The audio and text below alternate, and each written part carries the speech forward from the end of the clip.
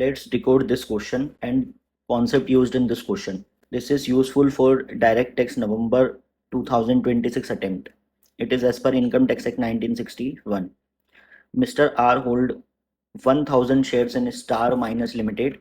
तो यहाँ पर कॉन्सेप्ट लग रहा है अपना राइट शेयर्स का। थोड़ा सा शॉर्ट में बता रहा हूँ क्योंकि ये शॉर्ट वीडियो है। राइट शेयर का कॉन्सेप्ट लग रहा है। अब इसके अंदर कुछ राइट इन्होंने रिनाउंस करे हुए हैं। रिनाउंस करने का मतलब होता है कि इन्होंने अपने राइट्स ही सेल कर दिए। तो राइट्स मतलब उनके असेट होती है, ठीक है। इसके अंदर कॉन्सेप्चुअल रूल्स कौन कौन से लग रहे हैं? तो जो भी ओरिजिनल शेयर्स होंगे इसके, जो भी इनके ओरिजिनल शेयर्स होंगे उसकी कॉस्ट ऑफ एक्विजिशन क्या रहने वाली है? उसकी कॉस्ट ऑफ एक्विजिशन रहने वाली है जो भी उसने एक्चुअल प्राइस पे करी थी। उसके बाद क्या इसके ऊपर इंडेक्सेशन लगने वाला है? इंडेक्सेशन अलाउड होता है किसके ऊपर? ओरिजिनल के ऊपर। It is unlisted more than 24 month, means it is a long term capital asset. तो यहाँ पर आपका इंडेक्सेशन अलाउड है।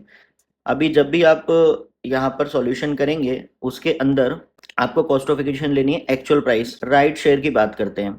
राइट शेयर के अंदर तीन चीजें होती हैं।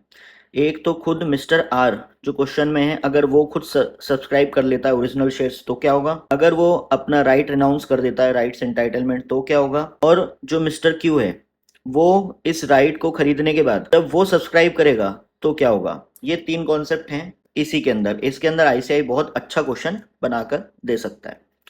जब मिस्टर आर खुद यहाँ पर original share holder, mister R में क्वेश्चन से इसलिए ले रहा हूँ क्योंकि यहाँ पर इजी रहेगा समझने के लिए। यहाँ पर जैसे ही मिस्टर आर सब्सक्राइब करेगा तो उसकी कॉस्ट ऑफ एक्विजिशन क्या हो जाएगी? जो भी वो अमाउंट पे कर रहा है कंपनी को, पीरियड क्या हो जाएगा? जिस दिन उसको अलॉटमेंट होता है उस दिन से उसका पीरियड स्टार्ट हो जाएगा, डेट ऑफ अलॉटमेंट। क्या इंडेक्सेशन मिलेगा? इस केस में उसको इंडेक्सेशन नहीं मिलेगा। क्यों? It is because it is a short term capital asset. इसका पीरियड जो रहेगा वो हमेशा ही शॉर्ट रहेगा, इसलिए शॉर्ट टर्म कैपिटल एसेट ही जाएगी, क्योंकि अलॉटमेंट और उसमें इतना ज्यादा गैप रहता नहीं है। अगर ये अपना राइट सेल कर देता है तो राइट सेल करना ही अपने आप में एक असेट होती है कि आपने असेट ट्रांसफर करी है। तो उसका कॉस्ट ऑफ एक्विजिशन क्या हो जाएगा? जो original share for original share holder उसके लिए नील हो जाएगा, ठीक है। क्यों? और जो पूरा का पूरा अमाउंट उसको मिल रहा है वो पूरा का पूरा शॉर्ट टर्म कैपिटल गेन में जाएगा। ये आप बात इसको नोट कर सकते हैं, इंपॉर्टेंट पॉइंट है, ध्यान रख सकते हैं कि जब भी रिनाउंस किया जाता है उसमें पूरा का पूरा जो भी कंसिडरेशन मिलता है वो राइट रिनाउंस करने में शॉर्ट टर्म कैपिटल गेन होता है, क्योंकि कॉस्ट ऑफ एक्विजिशन हमेशा नील होती है ओरिजिनल शेयर होल्डर के लिए। अब जैसे ही यहाँ पर मिस्टर क्यू जिसने इसका राइट लिया है, राइट सब्सक्राइब किया है, अल्टीमेट जो रिनाउंस ही है, ठीक है, इस केस में इसकी कॉस्ट ऑफ एक्विजिशन क्या होगी?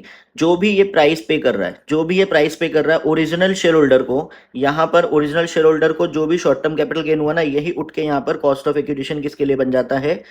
रिनाउंसी के लिए बन जाता है, मिस्टर क्यू के लिए, ठीक है। प्लस अब उसने तो राइट के लिए पैसा दिया था ओरिजिनल शेयर होल्डर को, इसके अलावा वो कंपनी को भी कुछ पे करेगा। क्यों करेगा कंपनी को पे? क्योंकि उसने अब राइट शेयर सब्सक्राइब कर दिए हैं। तो इस केस में यहाँ पर जो भी प्राइस उसने ओरिजिनल शेयर होल्डर को पे करी और जो भी प्राइस उसने कंपनी को पे करी है शेयर सब्सक्राइब करने के लिए, ये पूरा इसका यहाँ पर हो जाएगा। ये था कॉन्सेप्ट जो इस क्वेश्चन को पूरी तरह डिकोड कर देता है। आप जाकर इसका सॉल्यूशन देख सकते हैं। ये बीबी सर के बुक का क्वेश्चन है, कंपाइलर का। इजिली आप जाकर उसको सॉल्यूशन देखिए, आपसे बन जाएगा। और कोई डाउट हो तो कमेंट करें और डाउट पूछें। Thank you.